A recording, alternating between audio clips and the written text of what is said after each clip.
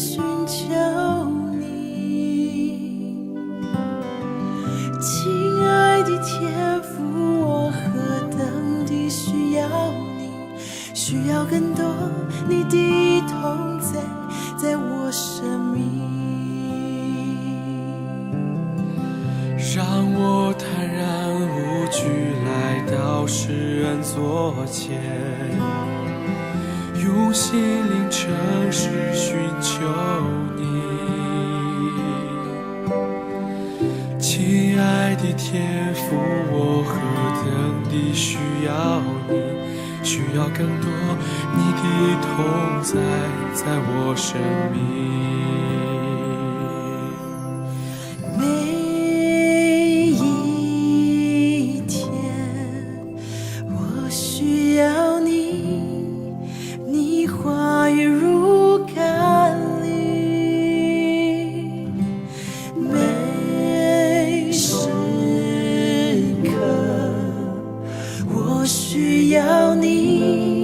神灵如雨降临，每一天我需要你，你话语如甘霖，每时刻我需要你。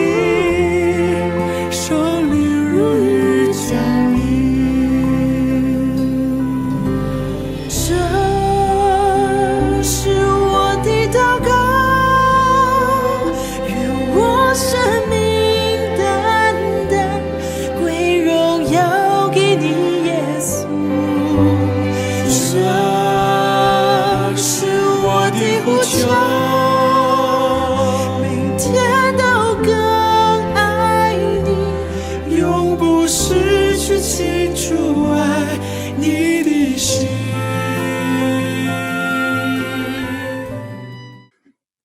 牧师，各位弟兄姐妹平安。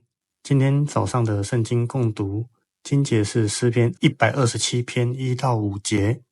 在读经前，我们一起来祷告。阿爸天父上帝，感谢您让我们一早起来领受主你的话语，求主你让我们今天都能够有所得着，充满力量，领受主你的恩典与智慧。我们这样祷告，奉主耶稣基督的名求，阿们。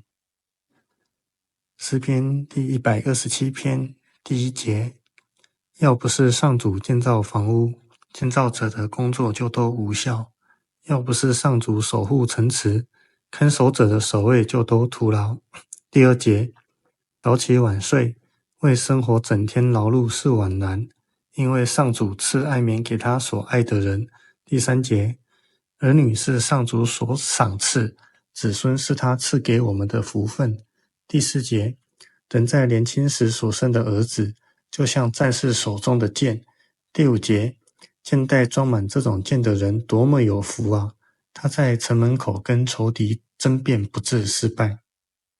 我们可以看到这一篇主题还是同样谈到来自上帝的帮助，谈到当他们被掳归回之后，他们如何重新来建造他们的生命跟生活，如何经历复兴，如何重新撒种耕种，如何建造房屋、城墙、圣殿，建造家庭、生儿育女，享受在各个地方安居乐业的家庭生活。一开始就提到在以色列最辉煌的时候，也就是所罗门王的时候，那时候所罗门所盖的城、圣殿和所造的一切建筑，是因为所罗门王若没有带他的百姓好好来依靠耶和华，信靠神，那他再怎么建造，再怎样警醒，都是没有用的。当上帝一直引导以色列人悔改，但以色列人却不听的时候，神会允许仇敌来消灭耶路撒冷，把这所有的建物通通摧毁。若不能汲取这个教训，那完整的耶路撒冷也会被毁灭。我们看到在第1节中，所罗门时期所建造的工程会给人有很大的成就感，但所罗门清楚没有神的建造，一切工程都是虚空。并不是说我们不用努力，而是没有神的同在而建造的才是虚空。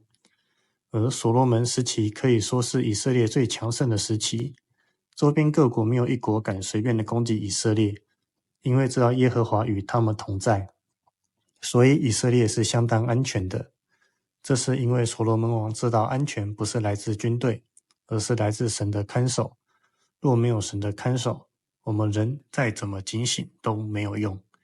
所以我们人生中的安全感，若不是出于耶和华，我们认为会带给我们安全感的种种东西，也会转眼成空。因为安全感是耶和华赐给我们的恩典。在第2节中，我们可以看到，一个不依靠耶和华的人，就算他大清早就起来汲汲营营、忙忙碌碌地经营他的事业，忙到了夜晚才安歇，吃他辛苦所得来的饭也是枉然。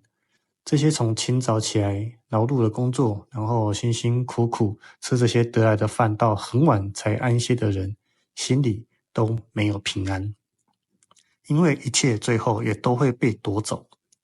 这表示他辛辛苦苦做这么多的事情，但若不依靠神，最后什么也都守不住、留不住，一切都是枉然。相反的，唯有耶和华所亲爱的，叫他安然休息。这是一个非常强烈的对比。当然，也不是说叫耶和华亲爱的人就当一个懒惰虫，什么事情都不做，而是要叫他敬畏神、爱神、遵行神的话而行的人。上帝会祝福他，上帝会使他成为贵重的器皿，神会继续的使用他来建造许多神托付给他的工作，因为他知道这些都是出于神的恩赐，而且他也保守自己在神面前的心思意念，他就知道神也会替他看守这一切的产业，因为这本来就是神要他做的，这本来就是属于神的产业，是属于神的工作，因此会把一切的结果都交托给神。他也相信神必会保护，因此他就能够安然的睡觉，因为真正的祝福不是劳碌换来的，而是神所赐的。另外，我们从第3节到第5节，我们可以看到神要我们经营的产业就是儿女。在这里的主题从建造变成了家庭，为什么呢？因为最持久的建造不是房屋，而是生命。我们都知道儿女是耶和华所赐的产业，儿女成群在当时就是蒙福的记号，因此神赐福在家庭之中就带来了满足感。儿女就是神给我们最大的资产，且文化的延续不是建筑，而是下一代。因此我们要来好好的敬畏神，让自己也做一个好的榜样，使我们的儿女能效法我们敬畏神。我们知道所罗门他死后国家就分裂成北国跟南国，而儿女也代表着信仰的传承。信仰没有传承，最后后代被掳掠成为奴隶或者被杀死，就是他没有好好去经营上帝所赐给他最宝贵的产业。而剑它不只是武器，也代表家族未来的保障，是使命延续的象征。这里不单单是鼓励生育，而是神所赐的生命远比人造的成就更重要。与神同行的家庭比世上的建筑更永恒。所以今天我们知道，没有神，人生就是枉然；有神，即使睡觉也蒙福。世人建立帝国，而神建立生命。我们一起同声来祷告。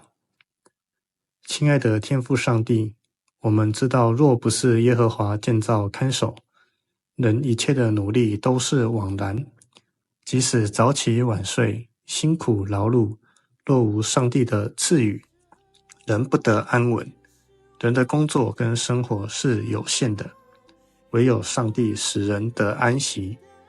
儿女也不是靠人努力得来的，是上帝所赐的产业及赏赐，将神给我们的使命得以延续。也知道儿女比喻为勇士手中的剑，象征着家庭的力量跟保障，也使我们得荣耀。也愿主带领我们，让我们的成就感、安全感、满足感皆是从耶稣基督的大能而来。